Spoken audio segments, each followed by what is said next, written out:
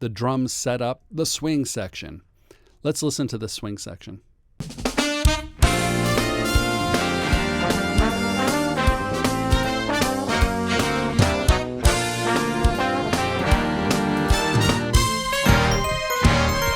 I want to make a quick little point that while we as arrangers and people who are learning arranging, we get really into voicings and reharmonization, as I mentioned before. But really, you can achieve so much just with lines, just by writing good lines that work well together. It almost does the work for you, sort of like what I pointed out with the melody that was an arpeggio with that descending line above it. It fills in the harmony for you. Your ear connects the dots.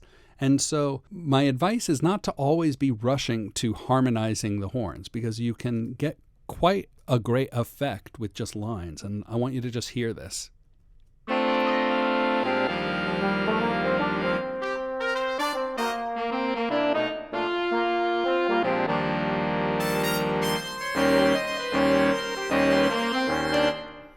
Now, yes, the saxes were harmonized here, the trumpets were harmonized here, there was some harmony here with the trombones, back to harmony here. But for the most part, these are just single lines, unison lines, octave lines, really just build the tonality. This is worth mentioning. You see here we have this B flat major 9 chord. I left the Barry out of it on purpose because I really wanted his entrance to be here and give it a little more impact. This is a pretty standard voicing. You could even say a very vanilla voicing, but we're dealing with a melody. It's not so we're constrained by what the melody is doing to inform us about what we can do with our voicing. When we cut over here to the E flat major 7 or major 9, you see it's D, B flat, G, F. That F is fine. It's fine to put the 9th at the bottom of the chord, and it's fine to put the 9th that low in the bottom of the chord. But I wouldn't go much lower with that, with a 9th. And that's something, if you're curious about that, if you just look up low interval limits in big band arranging, you could find charts that just tell you for every note of a chord what's the lowest you can go. Now, one thing that's worth pointing out here is that when I go to this G in the melody, I change the chord to a dominant chord. It started as a B flat major 9, and over here it's a B flat 13. That's really common because of what I explained about how when you have a chord, we look before it to see how we can get into it. And a great way to get into an E flat major is with a B flat 7. So this happens so quickly it doesn't need to be indicated in the rhythm section, and it's just a very hip way to get into that E flat. And you barely notice it, but it does have a sound. It just adds again to the richness and sophistication of the chart. Now, when I look at this, the one thing that really sticks out to me is, but why is the voice leading so bad? Well, it's because of how the melody is and how we have very little room to work. We already have this 9th down at the bottom, and we're down here at the bottom of the staff. So it's really hard to get the notes where you want them. I would really like this A flat to go to the G. That would have been really sweet, but I just couldn't make it work with these notes here. Then over here, we have a weird little way of getting out of things. I find this that in a chart like this where you create all this mayhem and changes, you need to get out of them. You need an exit strategy, and it can be a little tricky. So this whole part is kind of bizarre. Let's listen to these 4 bars with a 1 bar pickup.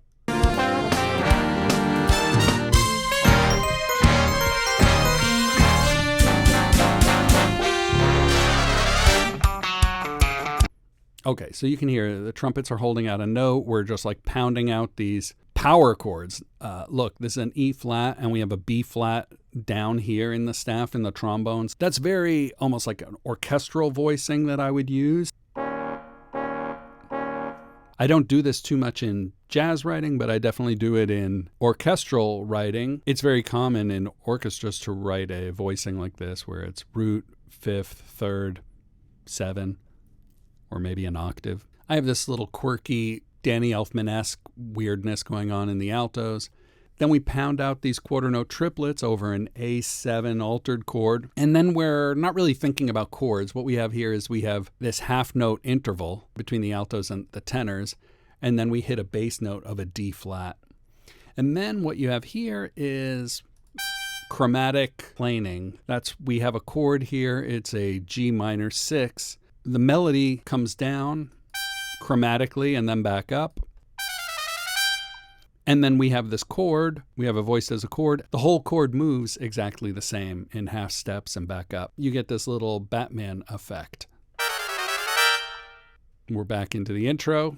This version of the A section is a little more full throttled. We have these hits on the end of 2. You'll notice each time the chord gets a little more intense, going from an F sharp to an A to a B flat. That's the full brass doing that. Little extra notes here and there, as we said, just create some interest. This figure is a little different than the one that was previously going into the 4 chord. Then we get here, voiced out as chords. This time the melody, I change it, because the melody is normally, when it gets to the 4 chord.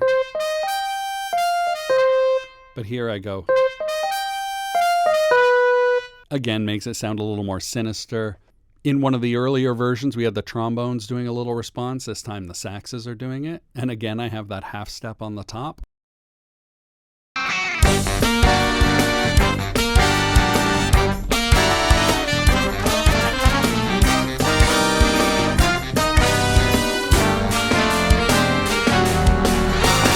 Let's listen to just the brass.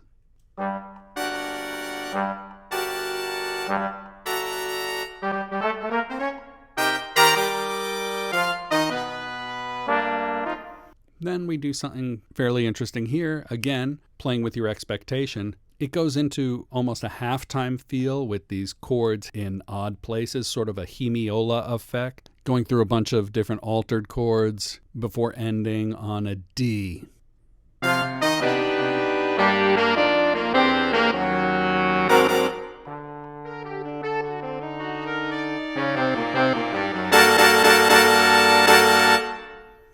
This part is a little spacey breakdown. We have some notes being held out, some notes playing a line.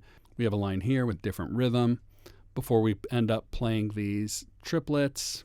And then we go into the solos. I don't want to talk too much about the solo backgrounds, but I want to say this is a 12-bar blues. It goes through the form 3 times, and then the whole thing repeats. So that's 6 12-bar blues. My approach to this is to overwrite the backgrounds and then filter out and prune what I actually want to keep and not keep.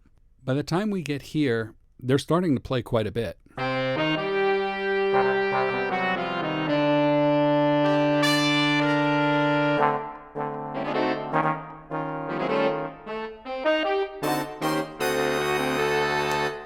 Here I think I add a bar of 2 to make it a little more exciting. I felt like this note needed to hold out longer, but not a full measure longer. So 2 beats did the trick. This is a good little device, is don't have everybody play the full line. Here we wait a few beats before the trumpets come in. And just sometimes I'll have something ringing out and I feel like it needs something else there. And that's how these little sax notes ended up over here. What's interesting is I use something like these sax notes over here. I have this little tritone motif that's very 70s crime show. I use it quite a bit.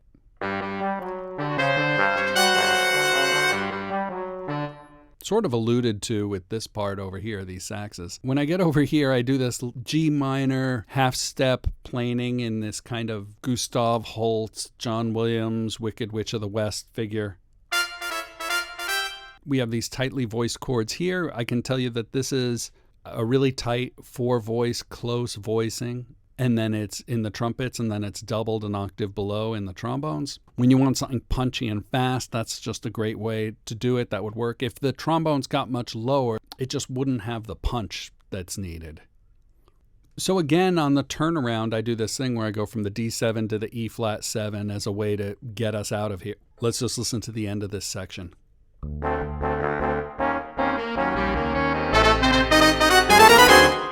The second time it goes into the swing section.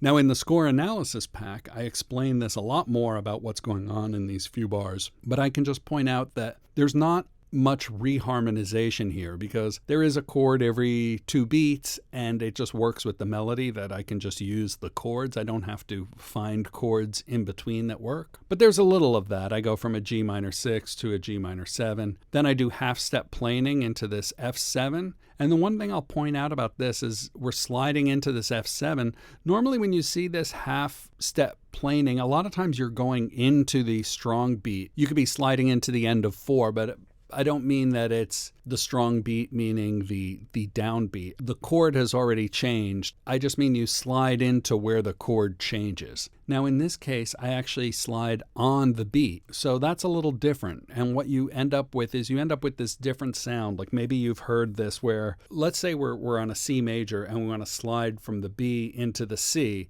You would think of it like where the band lands on the C with you.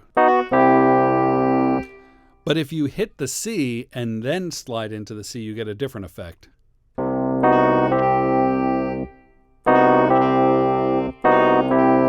So it's a slightly different effect, and it's kind of cool. It adds this momentary oddness before you actually get to the right note. This part here looks more complicated than it is.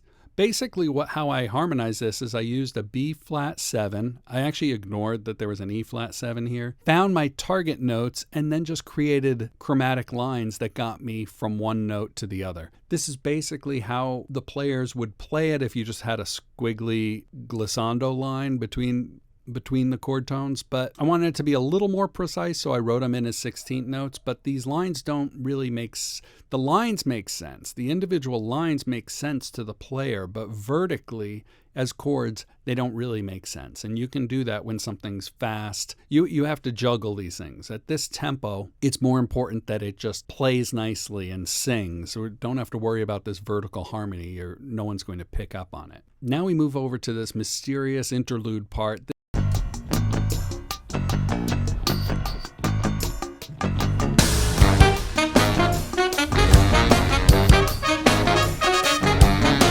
This is influenced by Jerry Goldsmith's score to Escape the Planet of the Apes, or I have this weird angular ostinato in the bass and then a counter ostinato in the altos.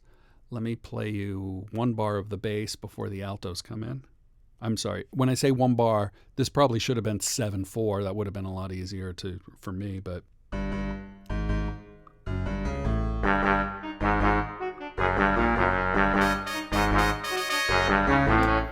So we have this odd meter that is, again, makes the whole groove a little unbalanced. The trumpets come in with this whole step interval. That's something I do quite a bit, especially in my cartoon writing. Instead of trying to find a crazy altered chord or a cluster of chords, sometimes just a whole step really gets the job done. And I continue with that where I have this E flat and D flat whole step and then an A and a G whole step over here. Had to use trombone 2 doing double duty in order to achieve this.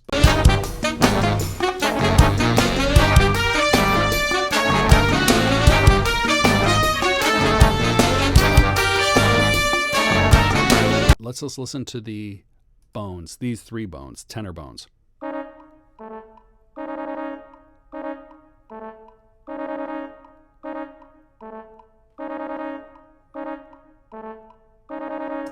I was listening to a lot of Michael Davis's Hip Bone Big Band when I came up with this part. I wanted to do something that he does where he'll just have a groove and then he adds something to it and then it repeats and one more thing comes in and it keeps going on like that until you're like, well, he can't add any more. It's full. There's no more space, and he does, and he makes it work, and it's really cool. So with that in mind, I start adding these tenor runs into the downbeats. I start having the trumpets playing the melody. Here I do something that is, you would probably see this more if you were arranging clarinets or flutes where you have a long passage and you want to give them a break. You'll split them between 2 instruments or 2 groups of instruments, and that's what's going on here where they all land on this downbeat. These guys continue, they land on the downbeat, then they continue, just like you're constantly handing it off. Let me show you what that sounds like.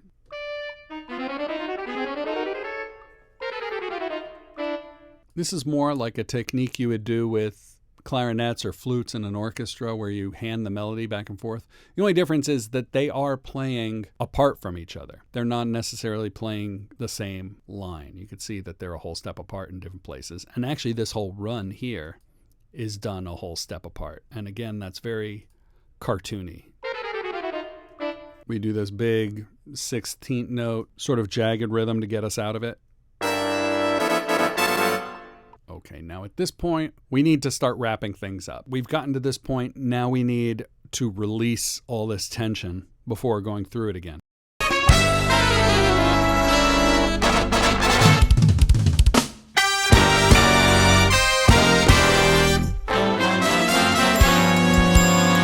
So I play the melody here in the trumpets, and then hitting on 2 and 3, I have these chords. If you look here in the trombones, this is almost like power chords. Yeah, there's no thirds here. These are like power chords. This is also very much more orchestral than jazzy. Really fat. I love that. Now, the way the trombones are voiced, I couldn't do that in the saxes. The saxes just wouldn't have the power that low to pull it off, so they're voiced a little more like chords. When we get to this point, we have this chromatic descending line against this portion of the melody. And what chord do we end on there? Well, that sounds like a G7 altered, which usually means we have a key change, and that's what it is. We're going to C minor.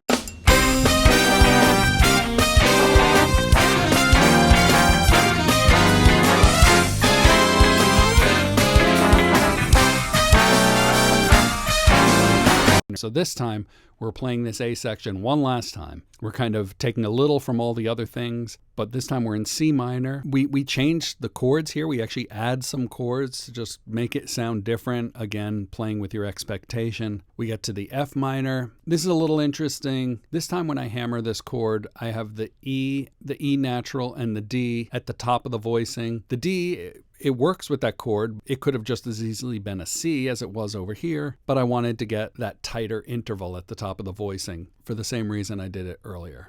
Let's give it a listen in the track. And let's listen to it here where everything's a little more exposed and we could just hear the horns.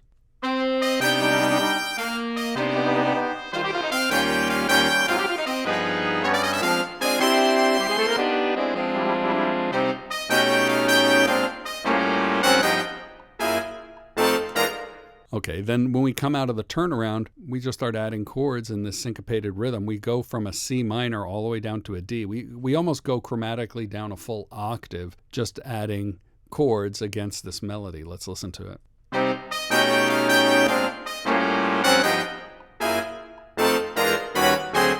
We have this melody, we play it first. The first time through, we play it in unison, and then we harmonize it.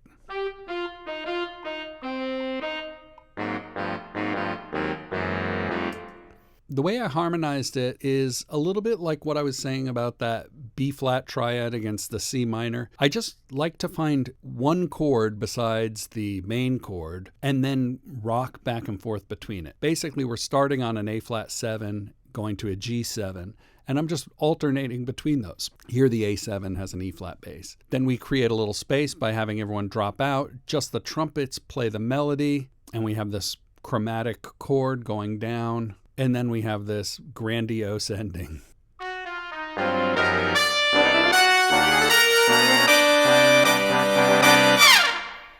This is like a fanfare section. The chords are planing. If you look at this, if you played this on guitar, you would just slide your chord up and down the neck. But actually the bones are not planing like that. The bones are actually using good voice leading to move as little as possible between those chords. We have these little runs. It's kind of funny that you can get so much out of the 3 different sections, right? You have the trumpets on 1 and 3. You have the bones on 2 and 4. You have the saxes doing these chromatic runs into 3 and 1. It's just kind of funny how you can squeeze all that in. When it's done well, it's kind of perfect. It's like solving a puzzle. You like manage to get everything in and it all works. It's like Tetris. So let's just listen to that one more time.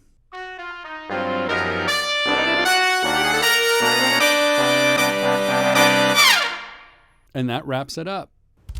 If you're enjoying this video but want to go even deeper into the score, you may want to check out my Spider-Man Score Analysis Pack. You get the PDF concert score, as well as a color-coded, marked up, and annotated version. This version of the score has tons of insights into how I put this crazy arrangement together. But what really makes the Score Analysis Pack an incredible value is the audio files. By not just giving you the full mix to listen to, I provide you with mix minus horns, just horns, and individual track stems. With these audio files, you can not just hear what the horn sections sound like, but understand how they're contributing to the overall arrangement. But even more importantly, I include Logic and MIDI files for the song. By loading either of these into your digital audio workstation, you'll be able to non-linearly jump around the arrangement. All the bar numbers, tempo and meter changes, and even section markers are embedded in these files. Now you're able to explore the chart, loop the sections, mute and solo the individual horn sections. There's really no limit. By submerging yourself in the chart this way, you simultaneously train your ears and your brain to understand key arranging concepts. If this sounds like something you'd like to have, check out the links in the description or head over to davidricard.com.